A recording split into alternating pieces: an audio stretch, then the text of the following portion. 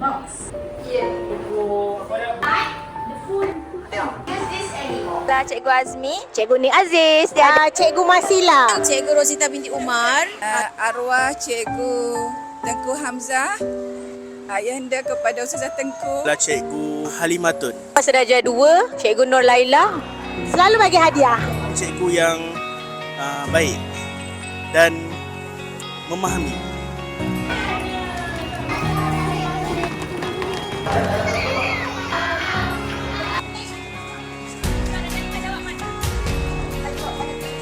Siapakah guru yang paling kamu sayang dan kenapa? Ustazah Izdiha. Ustazah Izdiha. Cikgu Syarul. Ustaz Hakim. Salihah. Salihah ini Ustazah Salihah. Cikgu Wida.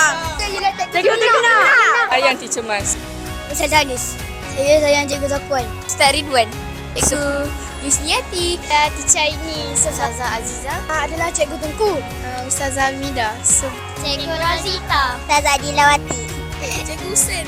Cikgu Tumina. Cikgu Syarus. Ustazah Nazihah dengan Ustazah Najihah. Cikgu Lelawati. Ustazah Azimah. Cikgu Malia.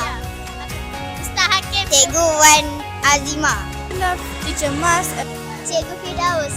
Teacher Farala. Banyak. Cikgu Aida. Cikgu Fatin. Suka Cikgu Sidik. Madam Sarwani. Pada baik hati. Dia baik hati, comel, cantik. Dia aktif. Dia kelakar sikit dan tegas. Sebab dia kagum kat saya. Macam semangat untuk belajar. Sebab belajar dengan Cikgu Tumina best. Sebab dia baik hati.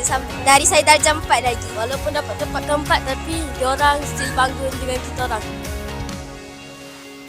Bagi pihak PIBG, saya ingin mengucapkan terima kasih kepada semua guru-guru SKBBM kerana mengajarkan anak-anak kami semua.